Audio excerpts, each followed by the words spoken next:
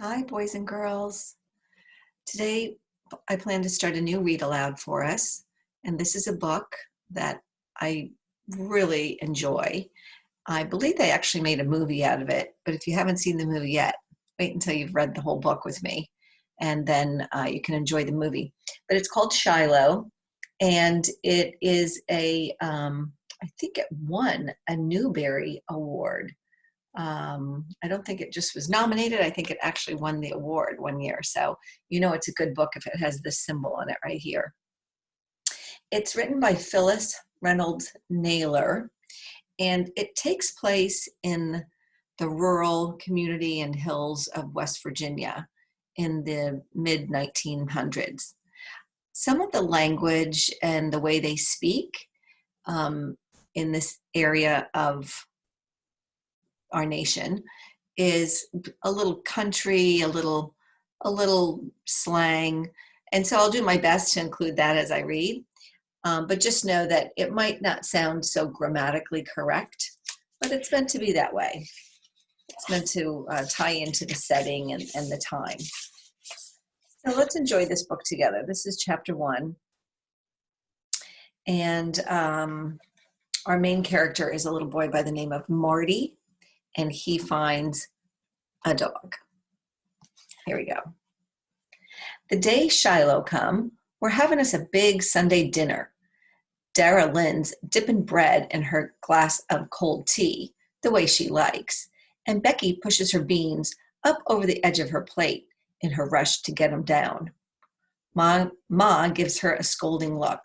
Just once in my life, she says, I'd like to see a bite of food go direct from the dish into somebody's mouth without a detour of any kind. She's looking at me when she says it, though. It isn't that I don't like fried rabbit. I like it fine.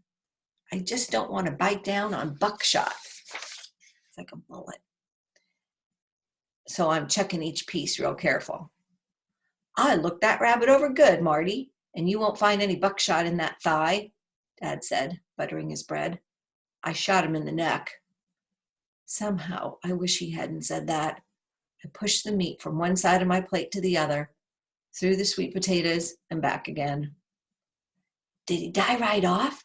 I asked, knowing I can't eat at all unless it had. Soon enough. You shoot its head clean off? Darylyn asked. She likes that. Dad chews real slow before he answers. Not quite, he says, and he goes on eating. Which is when I leave the table. The best thing about Sundays is we eat our big meal at noon. Once you get your belly full, you can walk all over West Virginia before you're hungry again.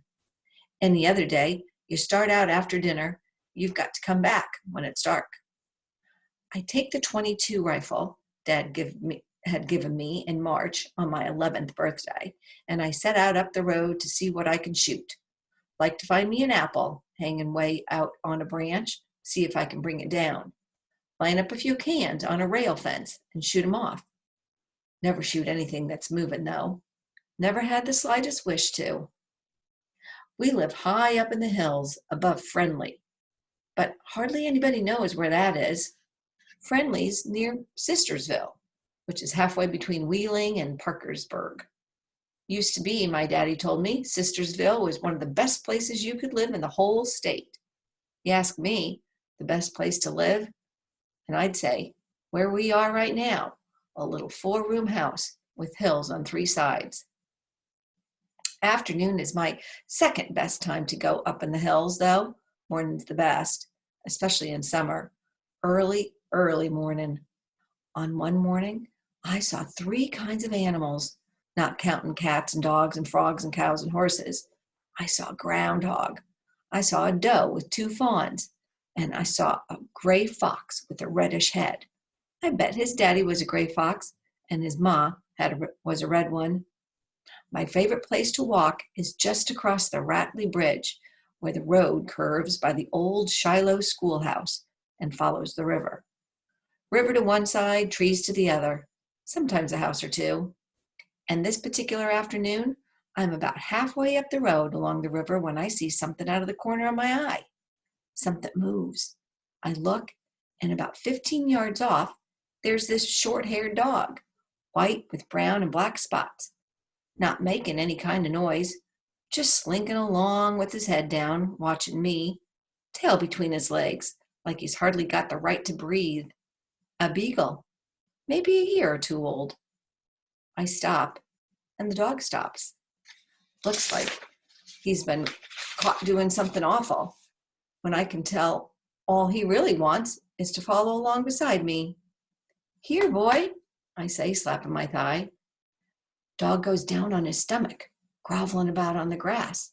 I laugh and start over toward him. He's got an old, worn-out collar on, probably older than he is. Bet it belonged to another dog before him. Come on, boy, I say, putting out my hand. The dog gets up, but backs off. He don't even whimper, like he's lost his bark. Something really hurts inside you when you see a dog cringe like that. You know somebody's been kicking at him, beating on him maybe. It's okay, boy, I say, coming a little closer, but still he backs off. So I just take my gun and follow the river.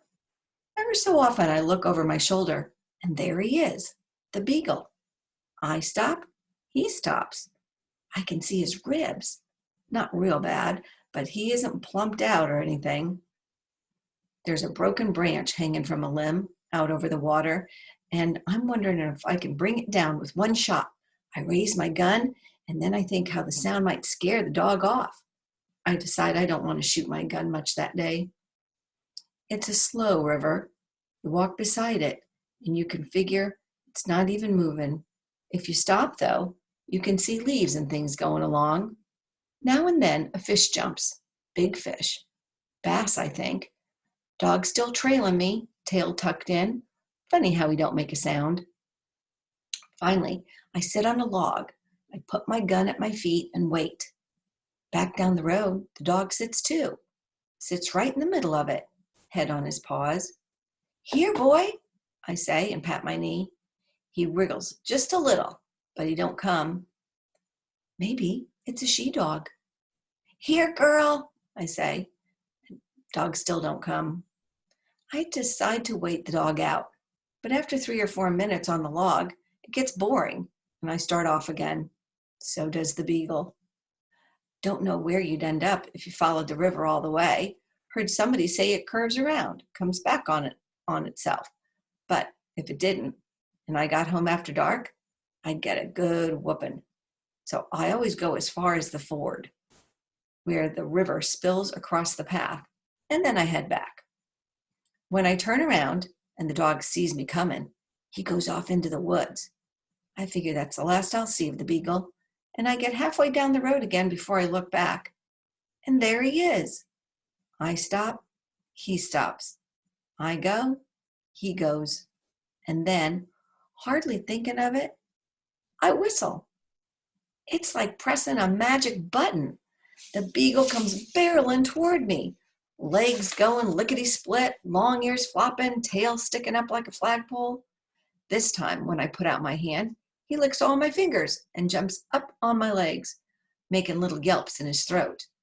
He can't get enough of me, like I'd been saying no all along, and now I'd said yes, and he could come. It's a he-dog, like I thought. Hey, boy, you're really something now, ain't you? I laughed at the beagle, making circles around me. I squat down and the dog licks my face and my neck. Where'd he learn to come if you whistled, and to hang back if you didn't? I'm so busy watching the dog, I don't even notice it started to rain. Don't bother me. Don't bother the dog neither. I'm looking for a place I first saw him. Does he live here, I wonder? Or a house up on the road? Each place we pass, I figure he'll stop. Somebody will come out and whistle maybe. But nobody comes out, and the dog don't stop. Keeps coming after me, even when we get to the old Shiloh schoolhouse. Even starts across the bridge, tail going like a propeller. He licks my hand every so often to make sure I'm still there. Mouth open like he's smiling. He is smiling. Once he follows me across the bridge, though, and on past the gristmill, I start to worry. Looks like he's fixing to follow me all the way to our house. I'm in trouble enough coming home with my clothes wet. My mama's mom died of pneumonia, and we don't ever get the chance to forget it. And now I got a dog with me, and we're never allowed to have pets. If you can't afford to feed them and take them to the vet when they're sick, there's no taking them in, Ma says, which is true enough. I don't say a word to the beagle the rest of the way home, hoping he'll turn at some point and go back. But the dog keeps coming.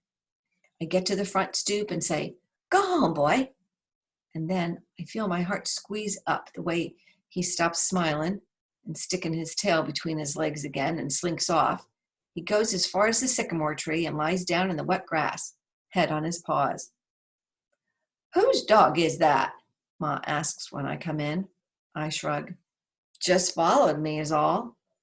"Well, where'd it pick up with you?" Dad asked. "Up in Shiloh, across the bridge," I say. "On the bridge by the river? Bet that's Jug Travers's beagle," said Dad. "He got himself another hunting dog a few weeks back." Judd got him a hunting dog. "How come he don't treat him right?" I ask. "Well, how do you know that?" says Dad. "The way the dog acts. Scared to pee almost," I say, and Mom gives me a look. "Don't seem to me he's got any marks on him," Dad says, studying him from the window. "Don't have to mark a dog to hurt him," I'm thinking. "Just don't pay any attention and he'll go away," Dad says. "And get out of those wet clothes," Ma tells me. "You don't want to follow your Grandma Slater to the grave." I change clothes and then sit down and turn on the TV, which only has 2 channels. On Sunday afternoons, it's preachers and baseball. I watch baseball for an hour, and then I get up and sneak to the window. Ma knows what I'm doing. "That Shiloh dog still out there?" she asks. I nod. He's looking at me. He sees me there at the window, and his tail starts to thump. I name him Shiloh. That's chapter 1. It's a great start, right? Okay, chapter 2 tomorrow. Thanks for listening.